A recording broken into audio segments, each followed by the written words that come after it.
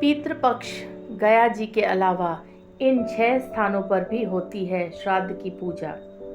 इस समय पितृपक्ष चल रहा है। पितृपक्ष के समय में लोग अपने पितरों की शांति और तृप्ति के लिए बिहार के गया जी में श्राद्ध, तर्पण, पिंडदान आदि करते हैं। अधिकतर लोगों को गया जी के बारे में तो पता ही है, लेकिन देश में इसके अलावा भी और जगह हैं जहां पितरों के लिए श्राद्ध, तर्पण एवं पिंडदान किया जाता है। क्या आपको इनके बारे में मालूम है? तो चलिए इस वीडियो के माध्यम से हम और आप जानकारी लेते हैं। इससे पितरों को तृप्ति और मोक्ष प्राप्त होती है। इस पूजा को बहुत ही महत्वपूर्ण पूजा के रूप में देखा जाता है। अगर आपकी ज़िंदगी में कार्य अटक रहे हैं, जीवन में सफलता नहीं मिल रही है, तो कहीं ना कहीं यह भी हम मालूम पड़ता है, किसी ज्योतिष के द्वारा हमें मालूम पड़ता है कि आपके शायद पितरों खुश नहीं है, या फिर वो पूजा चाहते हैं, या फिर आपसे पिंडदान या फिर कुछ अलग चीज़ मांग रहे हैं। तो पिंडदान और उनको मोक्ष की प्राप्ति दिलाना यह हमारा कर्तव्य है। कहा जाता है कि अपने जीवन काल में एक बार ज़रूर इन जगहों में किसी एक जगह में जाकर भी अगर आप पितरों के लिए श्राद्ध, तर्पण या फिर पिंडदान करना चाहिए। आइए चलिए जानते हैं पितृपक्ष के इन पावन दिनों में किन किन जगह में पितरों को हम पूजा कर सकते हैं। गया जी बिहार पितृपक्ष का सबसे बड़ा और उत्तम तीर्थ माना जाता है। धार्मिक मान्यताओं के अनुसार गया जी में विष्णुपाद मंदिर और फल्गु नदी है, जहां पर तर्पण करने से पितरों को मोक्ष की प्राप्ति होती है। वाराणसी भगवान शिव की नगरी काशी को मुक्ति का धाम कहा जाता है, जहां बाबा विश्वनाथ विराजते हैं।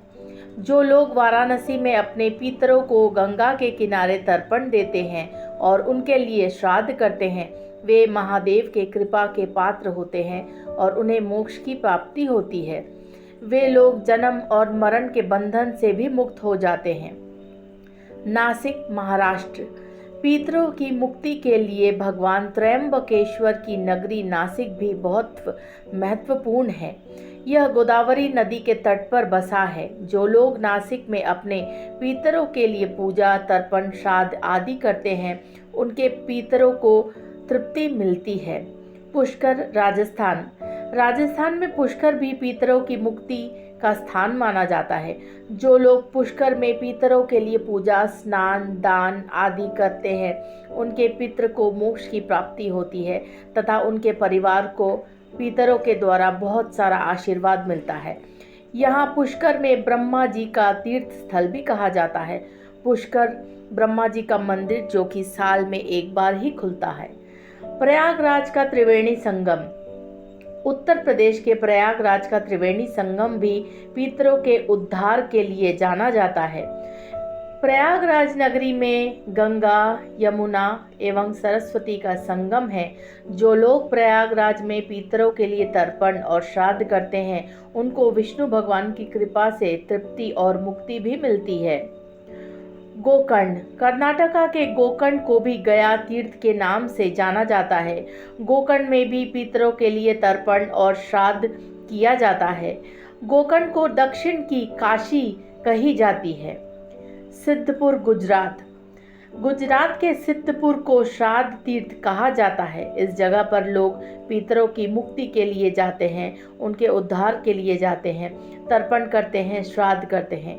इन जगहों के अलावा मित्रों, उज्जैन, हरिद्वार, रामेश्वरम आदि स्थानों पर भी पितरों की श्राद्ध के लिए एवं तर्पण के लिए एवं पिंडदान के लिए बहुत ही महत्वपूर्ण स्थान में गिना जाता है। मित्रों, अगर अपने किसी परेशानी के चलते आप इनमें से किसी भी स्थान में जाने में असमर्थ है, तो घबराएं नहीं। आप अपने घर के छत में भी या तो फिर आपके आसपास की अगर कोई नदी या तालाब है, वहाँ पर भी जाके आप अपने पितरों के लिए तर्पण और दान पुण्य का काम कर सकते हैं। इसके अलावा कौओं को खाना खिला सकते हैं।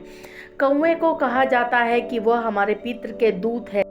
अगर आपका दिया हुआ खाना अगर कौवा आकर खा ले तो आप समझिए आपके पितर आपके ऊपर बहुत ज़्यादा प्रसन्न है, खुश हैं, क्योंकि वो खुद आपको सूक्ष्म शरीर से नहीं दिखा सकते, इसलिए वह अपने दूत यानी कि कौवे को आपके पास भेजते हैं, जिसे हम अपनी आंखों से देख सकते हैं। इसी वजह से पितरों का दूत कौवे को माना जाता है। इसके अलावा यमराज का स्वरूप भी माना जाता है एक काले रंग के कौवे को।